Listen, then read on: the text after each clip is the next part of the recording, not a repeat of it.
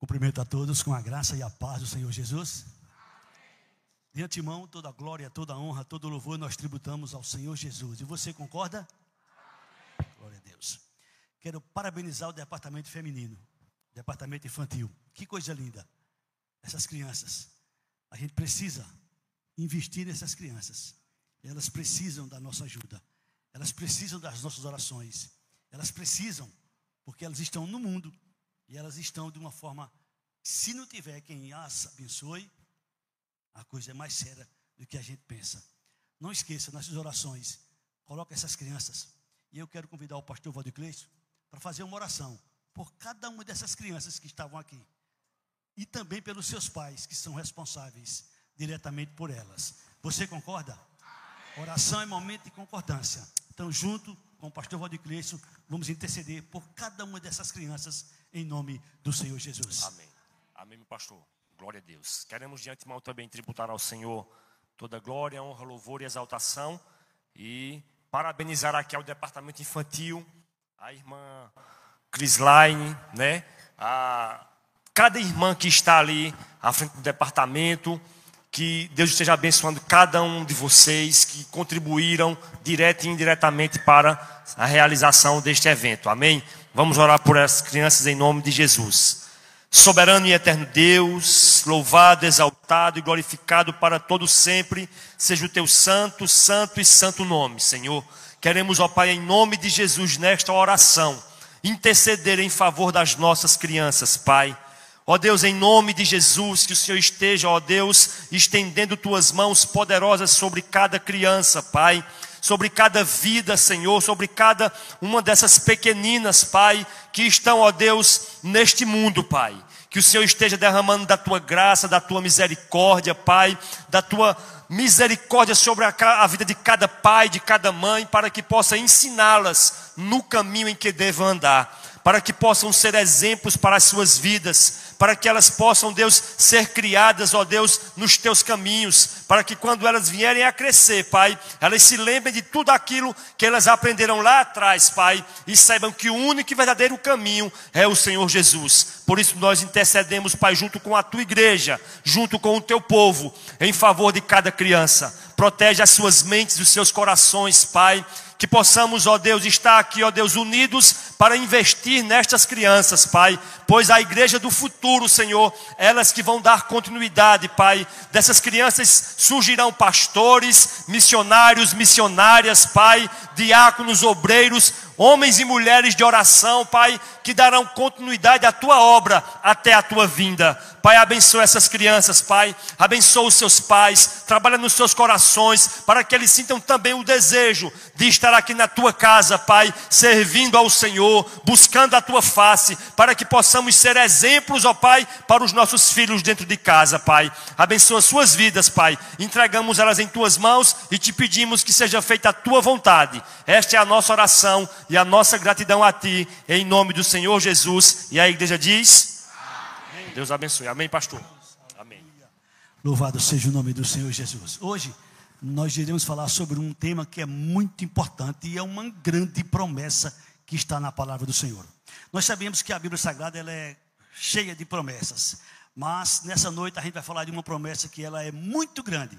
Eu quero que você abra a sua Bíblia, por favor, na segunda carta do apóstolo Pedro, no capítulo de número 3. Segunda carta do apóstolo Pedro, capítulo 3. Eu vou ler com vocês do versículo 1 até o versículo de número 13. É uma leitura um pouco extensa, mas se eu fizesse só a leitura e você prestasse atenção, eu já estaria satisfeito. Diz o Senhor através do apóstolo Pedro. Essa leitura tem como título A Vinda do Senhor e o seu significado. Assim está escrito: amados, esta é agora a segunda epístola que vos escrevo. Em ambas procuro despertar com lembranças a vossa mente esclarecida, para que vos recordeis das palavras que anteriormente foram ditas pelos santos profetas, bem como do mandamento do Senhor e Salvador, ensinado pelos vossos apóstolos. Tendo em conta, antes de tudo, que nos últimos dias virão escarnecedores, com os seus escárnios, andando segundo as próprias paixões, e dizendo: onde está a promessa da sua vinda? Porque, desde que os pais dormiram, todas as coisas permanecem como desde o princípio da criação. Porque deliberadamente esquecem que, de longo tempo, houve céus, bem como a terra, a qual surgiu da água, e através da água pela palavra de Deus, pela qual veio a perecer o mundo daquele tempo, afogado em água. Ora, os céus que agora existem e a terra, pela mesma palavra, têm sido entesourados para fogo, estando reservados para o dia do juízo e destruição dos homens ímpios. Há, todavia, uma coisa, amados, que não deveis esquecer, que para o Senhor um dia é como 1000 anos, e 1000 anos como um dia. Não retarda o Senhor a sua promessa, como alguns a julgam demorada. Pelo contrário, Ele é longânimo para convosco, não querendo que nenhum pereça, senão que todos cheguem ao arrependimento.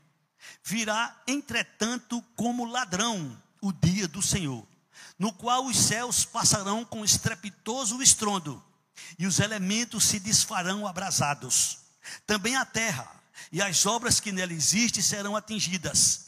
Visto que todas essas coisas hão de ser assim desfeitas, deveis ser tais como os que vivem em santo procedimento e piedade, esperando e apressando a vinda do dia de Deus, por causa do qual os céus incendiados serão desfeitos e os elementos abrasados se derreterão.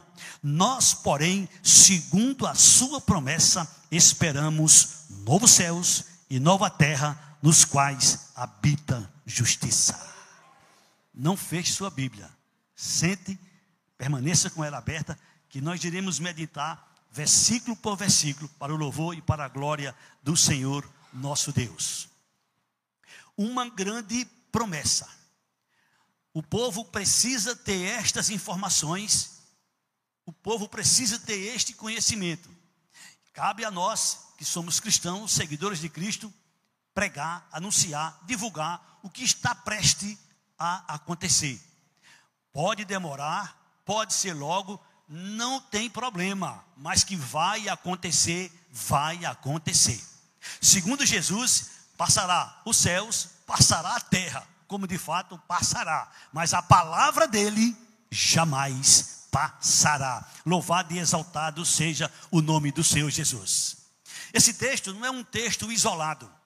Essa grande promessa, ela está tanto no Novo Testamento, como também no Velho Testamento. Eu vou citar 3 passagens que estão no Velho Testamento como introdução, para que você possa ter uma convicção maior ainda destes fatos que está para acontecer. No Salmo 102, versículo 25 e 26, o salmista nos fala de uma forma muito clara. Salmo 102, versículo 25 e 26, assim está escrito: em tempos remotos lançaste os fundamentos da terra, e os céus são obras de tuas mãos. Eles perecerão, mas tu permaneces. Todos eles envelhecerão como uma veste, como roupa os mudarás, e serão mudados. O salmista dizia já, profetizando a respeito dos céus, a respeito da terra. O profeta Isaías, o profeta messiânico, no capítulo 65, versículo de número 17, ele também revela de uma forma muito clara. Profeta Isaías 65, versículo 17: pois eis que eu crio novos céus e nova terra, e não haverá lembranças das coisas passadas, jamais haverá memória delas. O mesmo profeta Isaías repete no capítulo 66, no versículo 22. Preste atenção. Isaías 66, versículo 22. Porque como os novos céus e a nova terra que hei de fazer estarão diante de mim, diz o Senhor, assim há de estar a vossa posteridade e o vosso nome. Bendito e exaltado seja o nome do Senhor Jesus. Pedro, inspirado pelo Espírito Santo, ele nos relata de uma maneira bem clara, nesse capítulo que nós lemos, do versículo 1 ao versículo 13, da segunda carta, capítulo 3. Diz assim a palavra do Senhor. E nós vamos meditar, versículo por versículo. Preste atenção. Eu vou ler e vou meditar com vocês, versículo 1 e 2, ao mesmo tempo. Aqui Pedro nos faz uma grande advertência. Escutem com carinho o que eu vou dizer agora. Esta carta de Pedro foi escrita tem cerca de 2.000 anos. Cerca de 2.000 anos. E olha o que é que Pedro diz, versículo 1 e 2. Amados, esta é agora a segunda epístola que vos escrevo. Em ambas procuro despertar com lembrança a vossa mente esclarecida. Nós que somos cristãos devemos ter isso em mente, porque a promessa de Jesus não está vinculada ao mundo terreno. A promessa de Jesus é uma promessa para o mundo vindouro. Aqui neste mundo, Jesus deixou bem claro, nós iremos passar aflições, iremos passar momentos difíceis, mas ele disse, tenha bom ânimo, eu venci o mundo. Versículo 2, para que vos recordeis das palavras que anteriormente foram ditas pelos santos profetas, bem como pelo mandamento do Senhor e Salvador, ensinado pelos vossos apóstolos. Tanto os santos profetas como os apóstolos falaram da vinda de Jesus, falaram do que está para acontecer no futuro, falaram das coisas que iriam acontecer e como iriam acontecer. E nós estamos vivendo uma época onde esse texto se encaixa perfeitamente. Deus, através de Pedro, nos chama à advertência. E ele nos fala no versículo 3 e versículo 4 sobre os últimos dias, os dias que antecederia estes fatos. Versículo 3, tendo em conta, antes de tudo, que nos últimos dias, preste atenção, tendo em conta, antes de tudo, que nos últimos dias virão escarnecedores, com seus escárnios, andando segundo as próprias paixões. O mundo que nós estamos vivendo atualmente, se ele piorar, meu Deus, como é que será? Porque o que está acontecendo no mundo, o que acontece no mundo é terrível. Tem momentos que a gente diz, Jesus, volte, porque a coisa não dá mais para continuar aqui. E quando eu pedi oração por essas crianças, é porque eu fico pensando, meu Deus, o que será dessas crianças que estão nascendo, que estão começando a vida? Diante do mundo que nós estamos vivendo, diante do que eles aprendem nas escolas, diante do que eles aprendem no mundo, diante do que eles aprendem nas faculdades, diante do que o mundo está ensinando a elas, meu Deus, você encontra pessoas escarnecendo da palavra de Deus, zombando, ridicularizando. É comprovado que a maioria dos cristãos que vão para uma faculdade, mais da maioria deles saem do evangelho, deixam de acreditar na Bíblia, deixam de acreditar nas promessas de Deus, e tem deles que levam para o escárnio, zombando. Mas isso não é novidade, pelo contrário, isto é cumprimento das palavras do Senhor Jesus, ditas através de seus apóstolos 2000 anos antes, aproximadamente. Escutem com carinho, tendo em conta, antes de tudo, que nos últimos dias virão escarnecedores, com seus escárnios, andando segundo as próprias paixões. Homens, mulheres, que fazem questão de fazer vídeos com a palavra de Deus, rasgando, queimando, jogando dentro do bacio sanitário, como se fosse uma coisa qualquer, como se fosse uma coisa sem valor, como se fosse uma coisa que não tivesse nada de importante. Cenas que machucam nosso coração, que machucam nossa alma, que machucam nosso ser, porque a gente sabe que esta palavra é fiel, é verdadeira, é digna de toda aceitação. A gente sabe que esta palavra é a palavra de Deus. Mas o Senhor já deixou claro para que a gente tivesse estes conhecimentos, para que a gente tivesse estas informações e não fosse pegos de surpresa. No versículo número 4 diz, e eles dizem, onde está a promessa da sua vinda? Onde está a promessa da sua vinda? Porque desde que os pais dormiram, todas as coisas permanecem como desde o princípio da criação. Quantas vezes eu vi pessoas dizerem: minha avó dizia que Jesus ia voltar, minha mãe dizia que Jesus ia voltar, e cadê que nunca voltou? Eu já sou velho e não voltou ainda. Como se Jesus não fosse voltar? Como se isso fosse mentira? Como que isso não acontecesse de verdade? Mas está aqui na palavra, são advertências, são coisas que iriam acontecer nos últimos dias.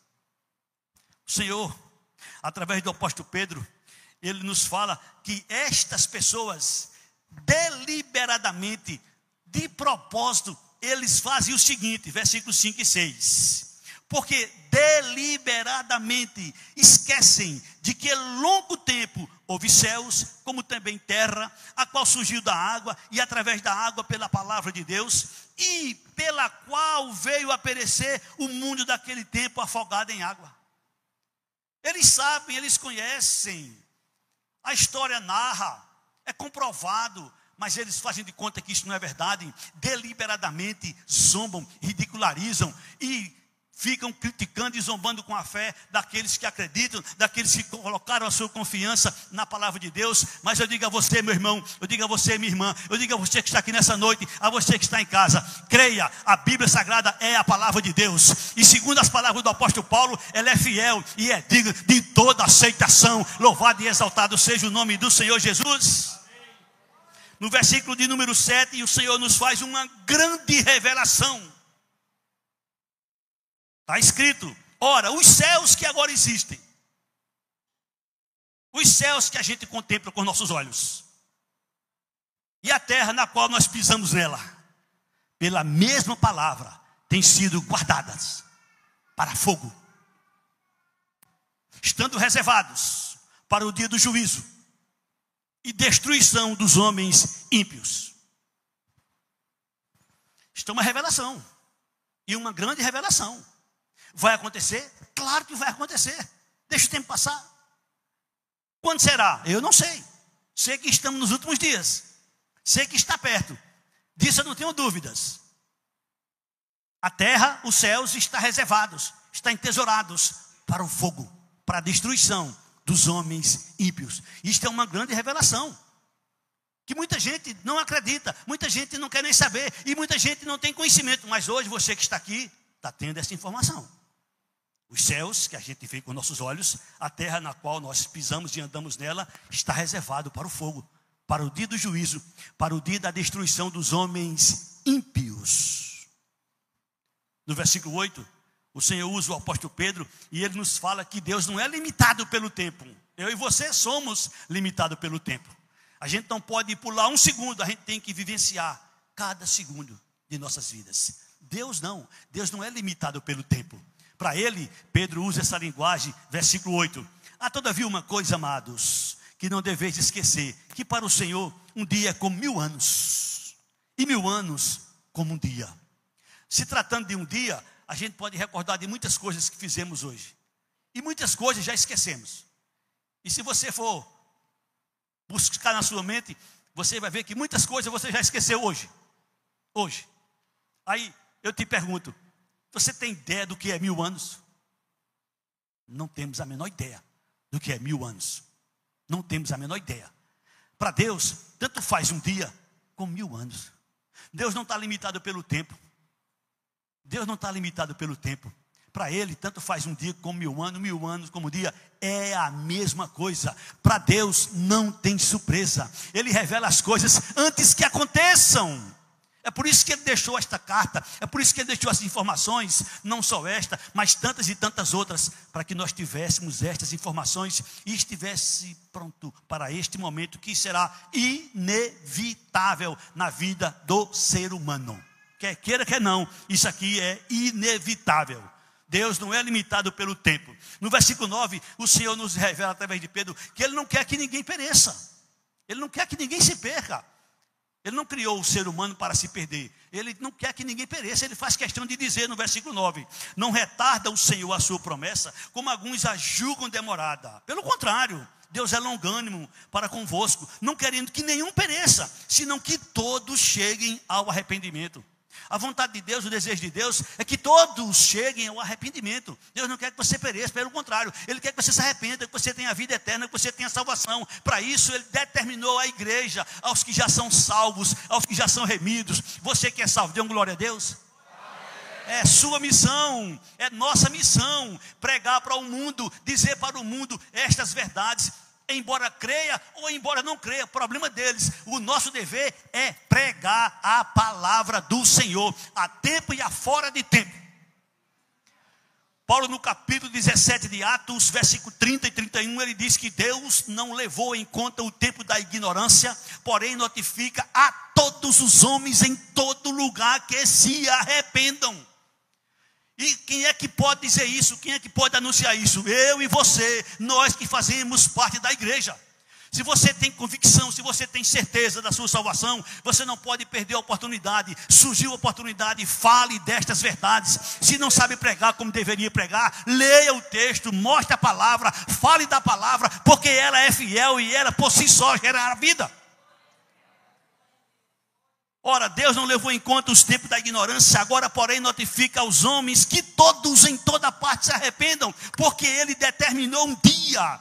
Deus estabeleceu um dia em que há de julgar o mundo com justiça, por meio de um varão que destinou e acreditou diante de todos, ressuscitando dentre os mortos. Quem é Ele?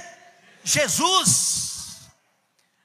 É por isso que a gente se reúne para falar de Jesus. É por isso que a gente se reúne para louvar Jesus. É por isso que a gente se reúne para dizer que Jesus salva, que Jesus perdoa, que Ele deu sua vida, que Ele derramou seu sangue para que você pudesse ser salvo deste dia do juízo, onde nem o céu nem a terra vão escapar. Imagine alguém que não invocar Jesus. Se nem o céu nem a terra vai escapar, vai ser tudo queimado pelo fogo. Imagine quem não reconhecer Jesus como Senhor, como Salvador. Versículo 10 e 11. O dia do Senhor será como? Virá entretanto como ladrão. Quando as pessoas menos esperarem, chegou. Ninguém sabe a hora que o ladrão vem. Se a gente soubesse, a gente se preparava. A gente chamava os amigos, chamava a polícia, chamava todo mundo, fazia uma escolta, protegia, mas a gente não sabe. O ladrão vem no momento que a gente menos espera. Tem deles que são hábeis, fica só esperando o momento que a gente dá um descuido. Está fazendo nada, a vida dele é só aplicar, então ele fica esperando o momento da gente dar aquela bobeira. Jesus diz: virá entretanto como ladrão o dia do Senhor, no qual os céus passarão com estrepitoso estrondo, e os elementos se desfarão, abrasados. Também a terra e as obras que nela existem serão atingidas. Você tem noção de como será essa cena? Não é como os filmes que a gente assiste. Aqui vai ser uma realidade. Você tem ideia de como é que vai ser isso? Virá entretanto como ladrão o dia do Senhor, no qual os céus passarão com estrepitoso estrondo, e os elementos se desfarão abrasados. Também a terra e as obras que nela existem serão atingidas. Visto que todas estas coisas hão de ser assim desfeitas, igreja, deveis ser tais como os que vivem em santo procedimento e piedade. Devemos viver em santo procedimento e piedade. Como diz o apóstolo Paulo em Filipenses 2,12: desenvolvei a vossa salvação com temor e tremor. A gente deve viver em santo procedimento e piedade, especialmente nesses dias nos quais estamos vivendo. Porque não tem dúvidas, nós estamos sim de fato nos últimos dias. Isso é comprovado, isso é dito por muita gente. No versículo de número 12 e 13, o apóstolo Pedro diz: esperando e apressando a vinda do dia de Deus, por causa do qual os céus incendiados serão desfeitos e os elementos abrasados se derreterão. Nós, porém, os salvos, segundo a sua promessa, esperamos novos céus e nova terra, nos quais habita justiça. A gente contempla os homens brigando aqui na terra, clamando por justiça, implorando por justiça. O que a gente vê, o que a gente contempla são injustiças e mais injustiças. E a gente quer justiça, e a gente briga por justiça. Não. Pode melhorar, pode, eu até acredito, e a gente deve lutar para melhorar. Mas não esperar que vai ficar aqui tudo como a gente gostaria que fosse. Não, não. Só vai ter justiça nesse novo céus, nessa nova terra. Segundo o Senhor, nós, porém, segundo a sua promessa, esperamos novos céus e nova terra, nos quais habita justiça. Louvado e exaltado seja o nome do Senhor Jesus. Como será esse novo céu? Como será essa nova terra? Deus nos mostra algumas coisas.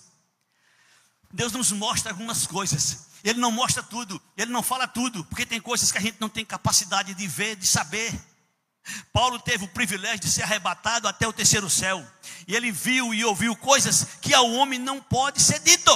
E para que ele não se vangloriasse, o Senhor colocou nele um espinho para lhe perturbar constantemente.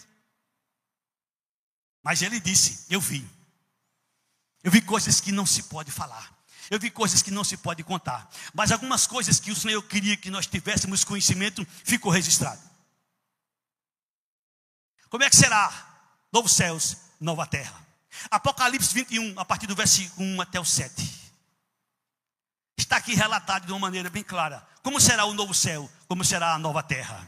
Disse João, vi, novo céu, nova terra. Pois o primeiro céu e a primeira terra passaram. E o mar?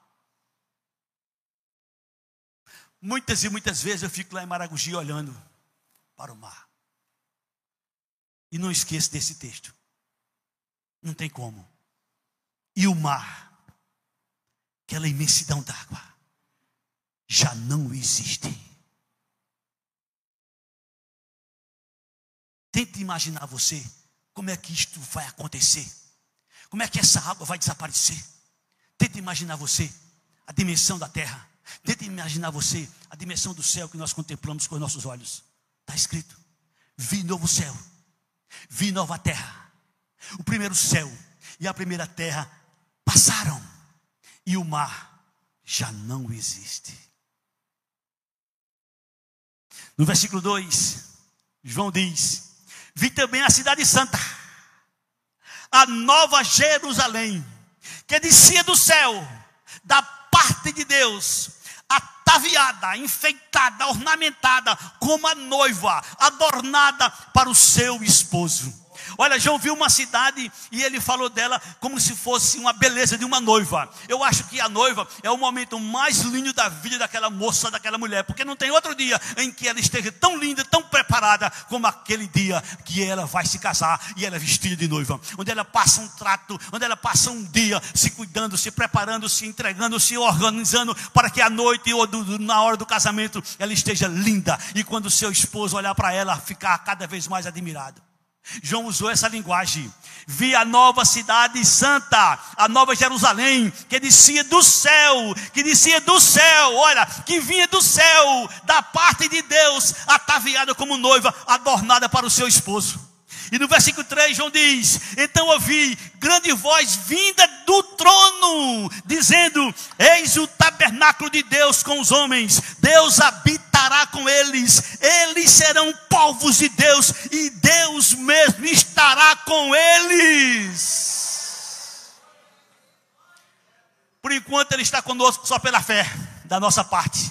A gente não tem como contemplar, como ver nada, porque a gente não tem capacidade. Paulo viu Jesus por alguns momentos e ficou cego. Paulo viu Jesus por alguns momentos e ficou cego. Depois que Jesus está glorificado, Paulo viu ele por alguns momentos e ficou cego. Literalmente foi preciso que o Senhor mandasse orar por ele para que ele recobrasse sua vista. Mas aqui diz o texto que o Senhor vai habitar com os homens. Olha, o Senhor habitará com eles, eles serão povos de Deus e o Deus mesmo estará com eles. Amém? Aqui nessa terra nós vamos sofrer e a gente vai passar por momentos difíceis, mas no versículo 4 o Senhor revela, e Ele vai enxugar dos olhos toda lágrima, e a morte já não existirá, e não haverá luto, nem pranto, nem dor, porque as primeiras coisas passaram. Aleluia, Maranata, ora vem Senhor Jesus. O que nos espera daqui a pouco não sabemos. O que vamos passar daqui a pouco não sabemos. Teremos muitas surpresas, momentos maravilhosos, deliciosos para nossas vidas, mas também vamos ter momentos que não são agradáveis. Vamos chorar, vamos sofrer, vamos padecer, mas na vida que o Senhor promete, no novo céu, na nova terra, o Senhor diz que vai enxugar dos olhos toda a lágrima. Lá não vai ter morte, lá não existirá luto, lá não haverá pranto, lá não, tudo que foi aqui deste mundo passará. Louvado e exaltado seja o nome do Senhor Jesus. E Ele faz uma promessa. Que promessa maravilhosa é essa? Versículo 5. Aquele que está sentado no trono disse: eis que faço nova todas as coisas. Amém? Eis que faço novas todas as coisas. Quando tudo passar pelo fogo, quando tudo for destruído, Ele diz que vai fazer nova todas as coisas. E acrescentou: escreve, João. Escreve, João, porque o pastor Cláudio vai pregar e vai dizer que estas palavras são fiéis e verdadeiras. E não é só o pastor Cláudio que vai dizer, não, é também o pastor Valdir Cleison, é o presbítero Edinaldo, é o presbítero Xande, é todos que estão aqui, é todos os pregadores do mundo que estarão dizendo: estas palavras são fiéis e verdadeiras. Vai acontecer. O meu propósito nesta noite não é fazer medo a você, pelo contrário, é você sair daqui seguro nos braços de Jesus. É você sair daqui nesta noite seguro nos braços de Jesus. Versículo 6, ele continua dizendo: disse-me ainda, tudo está feito. Para Deus está tudo feito. É só uma questão de tempo para nós. Para Deus não. Para Deus está tudo feito. Não tem surpresa para Deus. Eita, hoje foi diferente. Não, para Deus não tem surpresa. Está tudo pronto. Agora, como nós estamos no tempo do homem, aí nós estamos aguardando e vivendo cada dia. Mas para Deus está tudo feito. Ele diz: eu sou o alfa, eu sou o ômega, eu sou o princípio, eu sou o fim.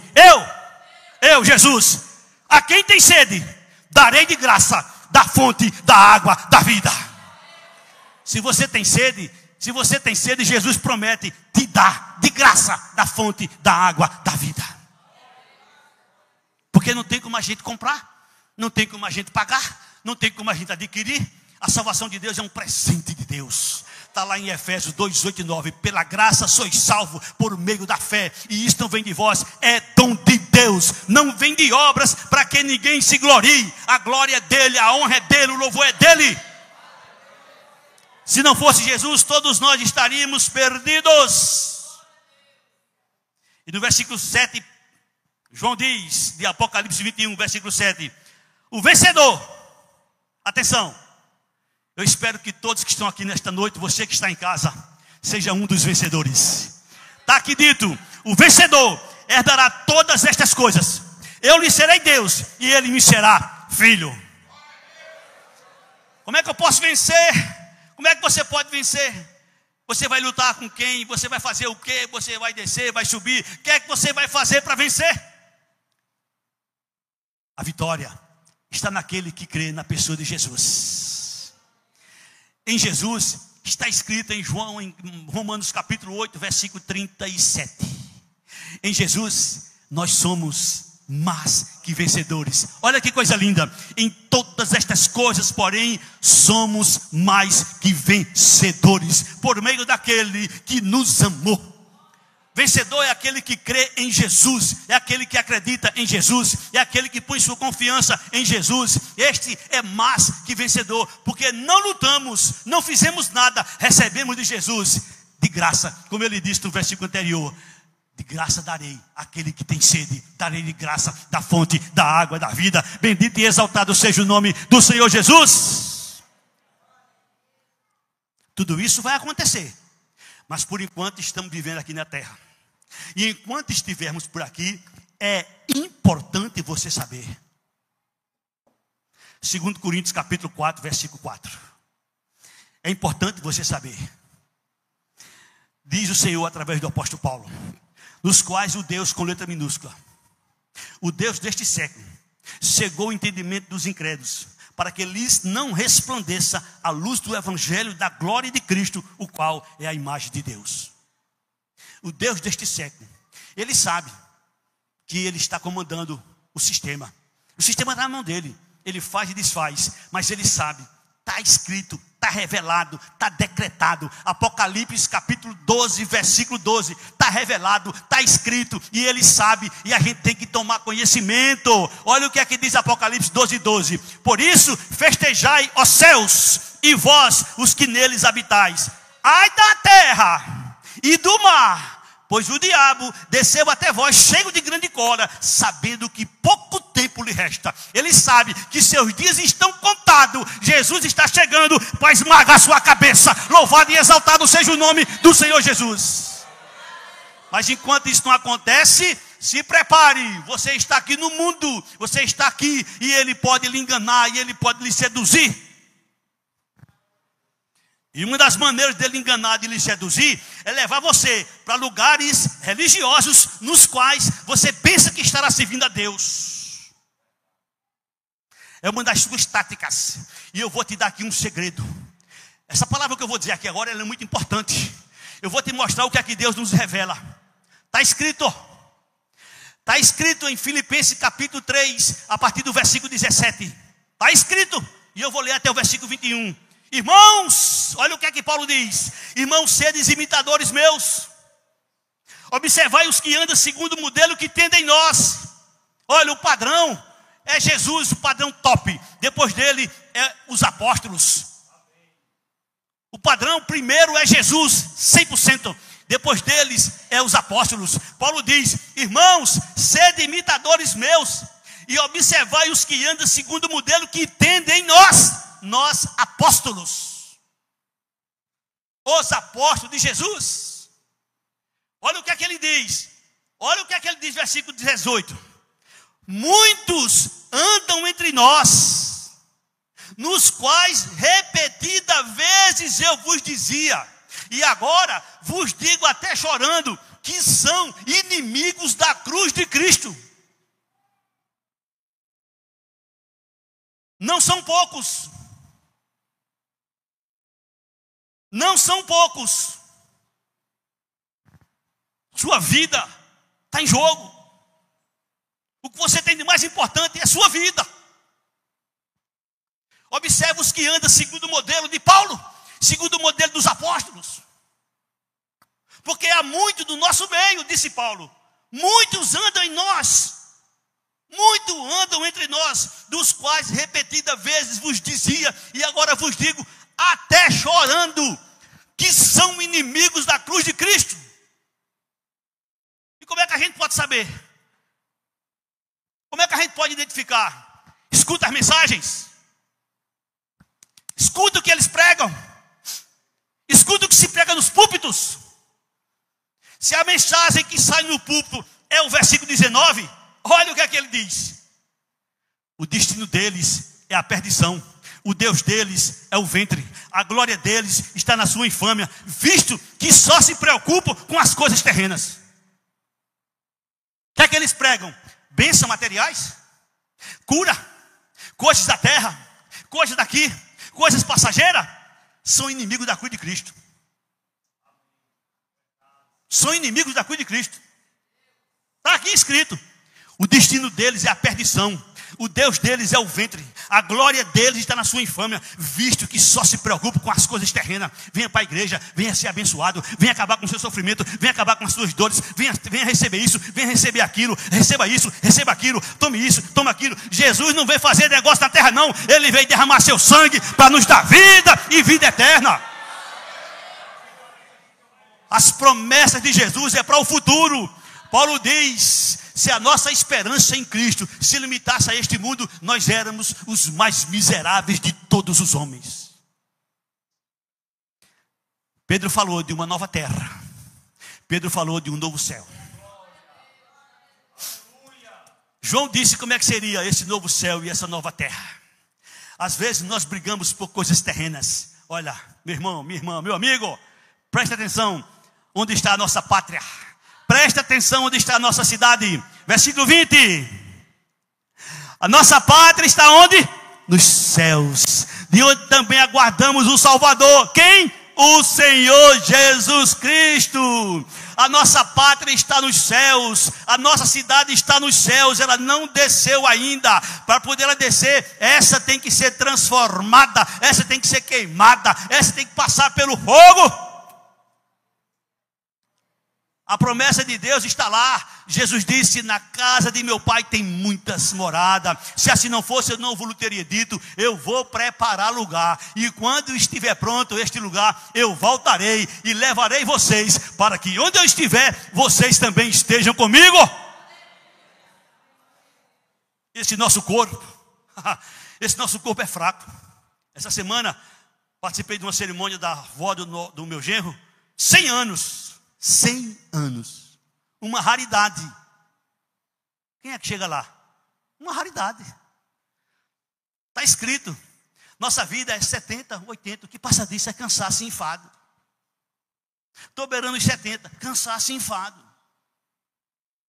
Mas é uma realidade. O que é aqui na terra? É isso. Agora a vida que o Senhor tem para nós é diferente. Olha o que é que o Senhor nos promete, versículo 21 de Filipenses capítulo 3. Escuta com carinho. Olha o que é que o Senhor promete. O qual transformará o nosso corpo de humilhação. Ele vai transformar nosso corpo de humilhação para ser igual ao corpo da sua glória, segundo a eficácia do poder que ele tem de até subordinar a si todas as coisas. Vamos ter um corpo semelhante ao corpo de Jesus. Vamos ter um corpo glorificado, onde não vai sofrer, onde não vai padecer, onde não morrerá. Louvado e exaltado seja o nome do Senhor Jesus. Mas enquanto estivermos por aqui, estamos sujeitos a dores, estamos sujeitos a muitas coisas, estamos sujeitos a muitos sofrimentos, mas vai passar. Jesus prometeu que vai vir novo céu, nova terra, nos quais habita justiça. Amém? Por enquanto estamos aqui ainda. E enquanto estivermos por aqui, temos que andar e viver assim, ó, 2 Coríntios 5, versículo 7. Não tem outra história. Essa é a realidade. Andamos por fé e não pelo que vemos. Enquanto estivermos aqui, é a fé. Andamos por fé. Está sofrendo, estou padecendo, estou sofrendo, estou padecendo, mas eu vou ter um corpo glorificado. Eu vou ter um corpo exaltado. Eu vou ter um corpo semelhante ao corpo de Jesus. Eu vou ter um corpo igual dele. Louvado e exaltado seja o nome do Senhor Jesus. O apóstolo João diz isso na terceira carta, no versículo 2. Amados, somos filhos de Deus, mas ainda não se manifestou o que haveremos de ser. Sabemos que quando ele se manifestar, seremos semelhante a ele. 1 João 3,2. Seremos semelhante a ele. 1 João 3,2, por favor. Escuta aí e veja com carinho. Somos filhos de Deus, mas ainda não se manifestou o que haveremos de ser. Quando ele se manifestar, nós seremos semelhante a ele e haveremos como ele é. Bendito e exaltado seja o nome do Senhor Jesus. Mas por enquanto, estamos aqui por fé. Andamos por fé. Não é pelo que vemos, é por fé. Não é pelo que vemos, é por fé. Por falar em fé, Jesus nos questionou, ou melhor, ele fez a seguinte pergunta, Lucas 18, 8. Jesus fez essa pergunta por falar de fé. Disse Jesus: digo-vos depressa, lhes fará justiça. Contudo, quando vier o Filho do Homem, achará porventura fé na terra? Jesus está perguntando. Quando ele vier, ele está dizendo: acharei fé na terra? Isso é sério. Vamos supor que ele viesse agora. Como é que está a sua fé?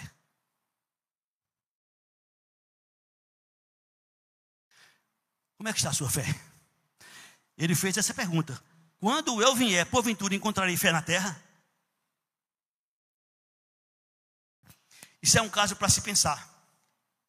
Eu não sei se em algum momento da sua vida você já questionou a sua fé. Porque é fácil a gente questionar a fé dos outros. É fácil a gente olhar para alguém e dizer, lá no íntimo, eu acho que esse irmão não é não. Eu acho que essa irmã não é não. E às vezes até comentamos com alguém mais próximo. Eu acho que fulano não é não. Eu acho que ele não é não. Mas a Bíblia não manda a gente questionar a fé dos outros. A Bíblia manda a gente questionar a nossa fé. Porque eu não vou dar conta dos outros. Nem os outros vão dar conta de mim. Você vai dar conta de você. Eu vou dar conta de mim. E eu preciso, e você precisa, vez por outra, parar e perguntar como está a minha fé. Você nunca fez isso? Pois veja o que está em 2 Coríntios 13, versículo 5. Veja o que está escrito. Examinai-vos a vós mesmo, se realmente estáis na fé. Provai-vos a vós mesmo. Ou não reconheceis que Jesus Cristo está em vós? Se não é, que já estáis reprovado.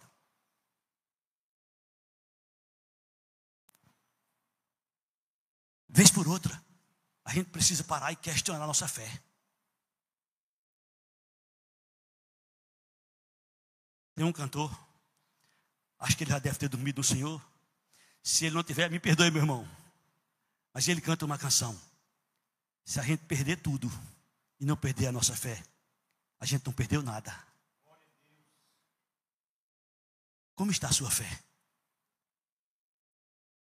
Como está sua fé? Eu vou fazer uma pergunta para você. Em que a sua fé está alicerçada? Para se construir uma casa, se constrói primeiro o alicerce para sustentar aquela casa. Em que está alicerçada a sua fé?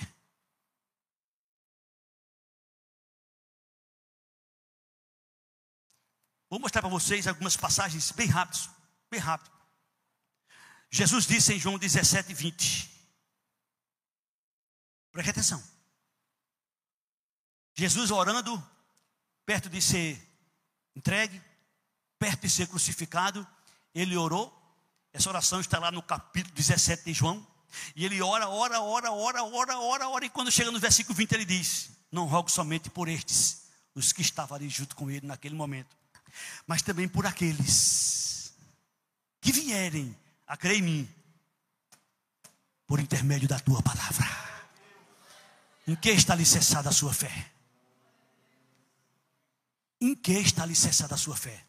Se a sua fé não estiver alicerçada na palavra, eu sinto muito em lhe dizer, essa fé não tem validade. A fé verdadeira está lá em Romanos 10, 17. Ela vem pelo ouvir. E ouvir o quê? A palavra. Vamos juntos? Assim, a fé vem pela pregação, e a pregação pela palavra de Cristo. Outra vez, bem forte. Assim, a fé vem pela pregação, e a pregação pela palavra de Cristo. A fé verdadeira, ela vem pela pregação, e a pregação da palavra de Cristo. Se você não sabe, este mundo vai perecer, como eu já disse, mas existem aqueles que vão vencer este mundo. E como é que eles vão vencer este mundo? Brigando, lutando. 1 João 5, 4. Olha o que é que está escrito. Como é que vai ser? Como é que é o vencedor? Olha o que é que está escrito. Porque todo que é nascido de Deus vence o mundo. E esta é a vitória que vence o mundo. Bem forte. A nossa fé. A nossa fé. A nossa fé. Mas é uma fé verdadeira. É uma fé alicerçada nas sagradas escrituras. No versículo 5, João diz: quem é que vence o mundo, senão aquele que crê que Jesus Cristo é o Filho de Deus? Para vencer o mundo, tem que crer em Jesus. Tem que crer em Jesus. Tem que crer em Jesus. E é isto que eu quero dizer agora. Tudo que eu falei, eu quis chegar a esse ponto. Só vence o mundo aquele que crê que Jesus é o Filho de Deus. Se você observar muitas religiões por aí, você vai encontrar alguns dizendo que ele é o arcanjo Miguel. Você vai encontrar outros dizendo que ele é um Deus com letra minúscula. Você vai encontrar outros dizendo que ele é um mestre. Você vai encontrar outros dizendo que ele é um profeta. Você vai ouvir muitos dizerem muitas coisas, mas isso não é novidade. No seu tempo já também dizia. E Jesus fazia questão de perguntar: o que é que dizem o povo que eu sou? E aí os apóstolos diziam: um diz que tu és Elias, outro diz que tu és os profetas, outro diz que tu és isso, outro diz que tu és aquilo. Mas vocês, o que é que vocês dizem que eu sou? Pedro disse: Senhor, tu és o Filho do Deus vivo. Aleluia. O que é que Jesus é seu? O que é que Jesus é seu?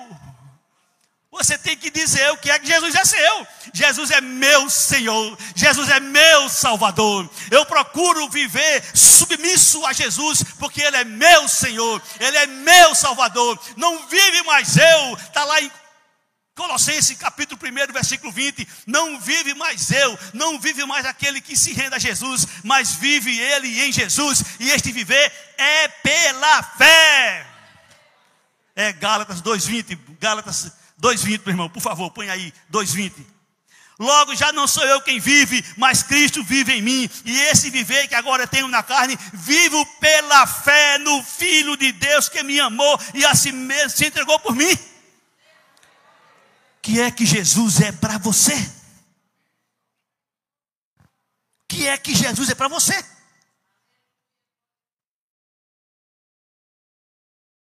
Estou chegando no final. Zaqueu, por favor.